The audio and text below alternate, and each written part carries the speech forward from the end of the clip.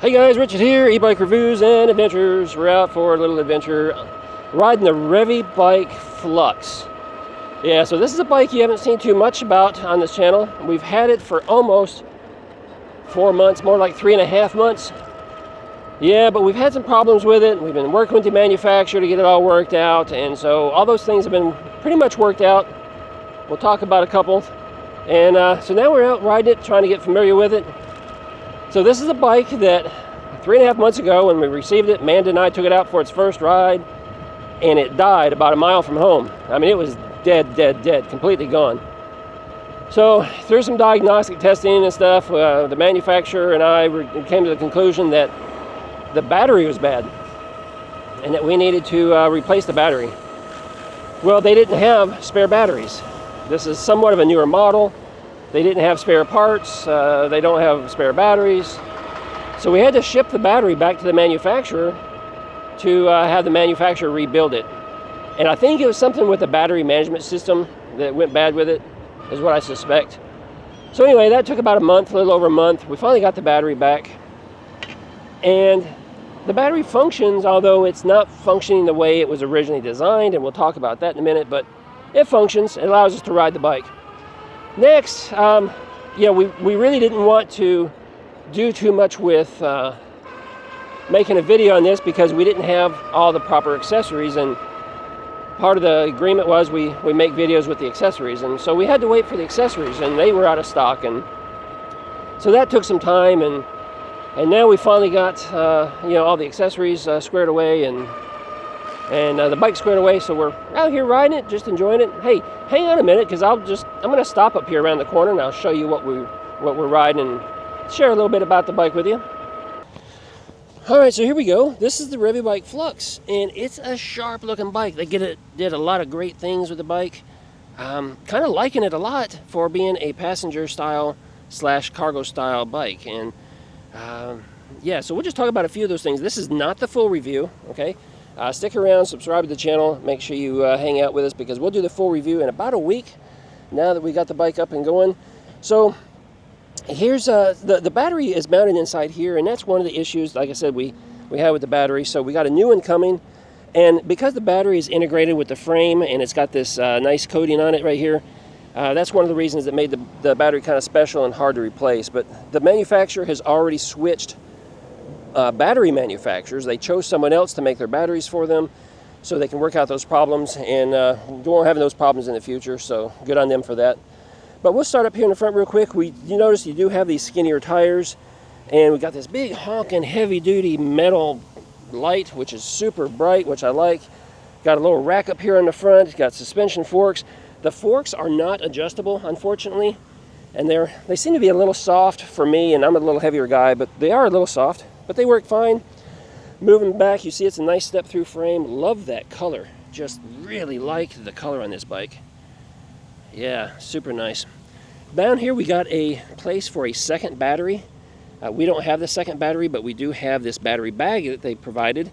And so we can use that for storage of tools or small items and snacks or water or whatever. So that's kind of cool. But otherwise, you could get a second battery for this bike. This is a 15 amp hour battery.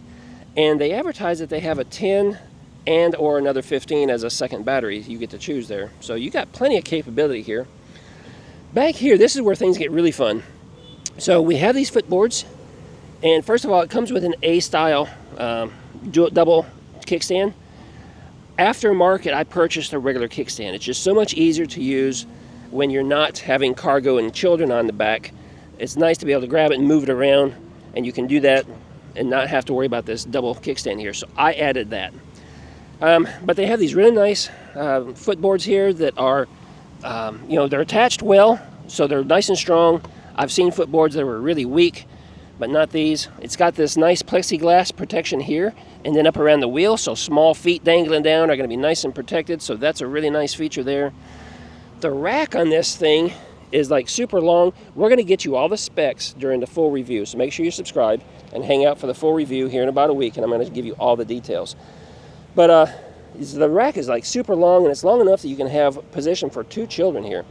And they give you these, this is a passenger kit that you have to purchase separately, but you have this little handlebar here for this child to hold on to.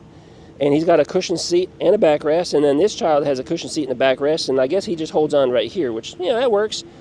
Or you can take these off, and they have a nice large basket that you can put on here in case you're just going to go shopping, you know, going to the grocery store or something. Currently, you cannot have one seat and a basket in its current configuration, but with a very small modification, I'm talking about you drill 2 holes in your basket, and with that you would be able to attach your basket back here and still have this seat up here if you have one child and you want to go to the grocery store. So it's a suggestion I'm going to make to Revibike, but and it's something I'll show you once I make that modification myself, because I like the idea of being able to carry one small child and still have a basket. Back here in the back we do have a tail light, and it's integrated with the back rack, which is kind of interesting. But it works fine. And let's see here, what else? A 750 watt motor. Motor is a little loud, a little noisier than some motors. Okay, I've had motors that were much louder than this, but just something I pointed out. It is a little louder than some. Just a nice looking frame though. Got a guard on the chain here, so it keeps all that nice and protected. But up here in the cockpit area, we have a left-hand thumb throttle, and it's a 7-speed. They advertise 20 to 25 miles per hour. I can get it to 21 miles per hour. One of the special features this bike has is that you can adjust it from a class 2 to a class 3 at a push of a button. So all you do is push this button down here. The screen flashes, it resets, and now it's class 3.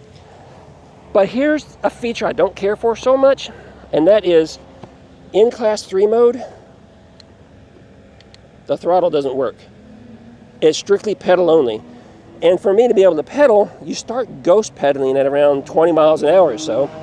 So it's kind of hard to reach that 25 mile an hour mark by pedaling only, because you're just pedaling so fast, but they have the throttle locked out. And I would prefer to have the throttle available to me all the time. So I'm going to leave it in class 2 mode, switching it back. So now our top speed is actually 20. It's supposed to be 20. I get 21. And so 21 is fast enough for me for a cargo bike. With this, the throttle does work now. The pedals do work. Everything's fine. So just something to be aware of.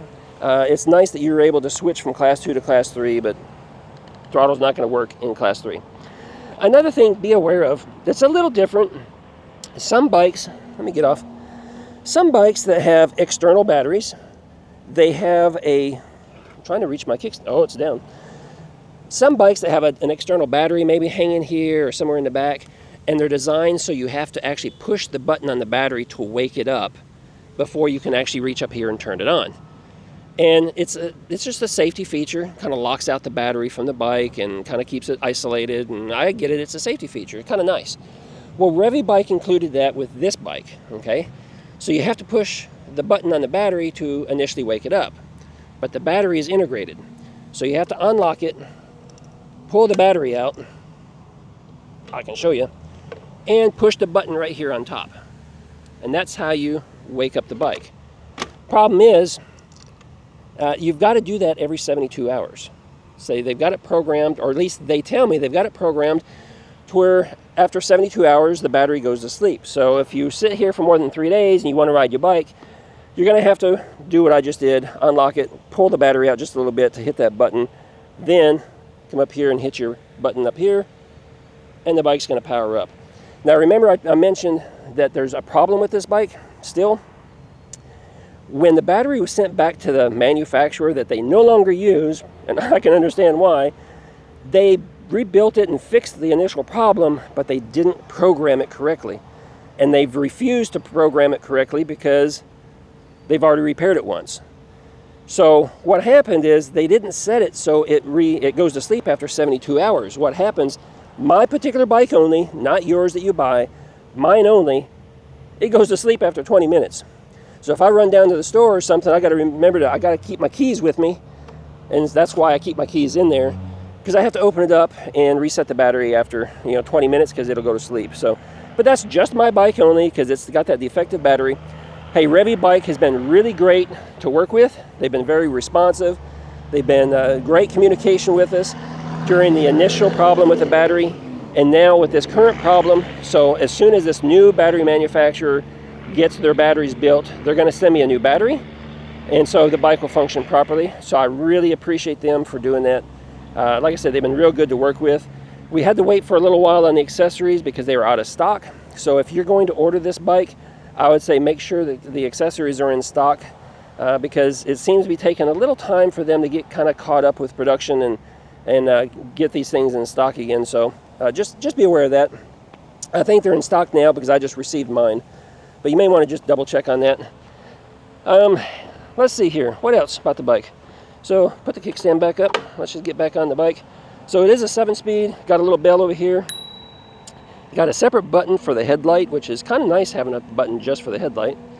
You got the paddle shifters to shift between those 7 gears. And let's see here, hydraulic brakes, front and back. Yeah, so let's just get going some more. So it's been it's a fun little bike to ride, and I'm enjoying it now that we're able to get it out and use it a little bit. I don't have small children to be able to put on the back, but if I did, man, I'd be real happy to have a bike like this to be able to haul my children around on it. So we're going to see if we can find some kids to throw on the back here, so maybe get them on video sometime here soon, kind of show you what that looks like, maybe get some pictures and stuff.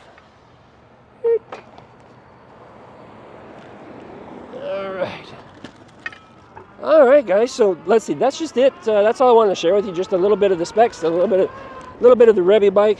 Sure enjoying it. Make sure you stick around and look for the full review. We'll get that out to you here in about a week. And until then, you guys ride responsibly and ride safe.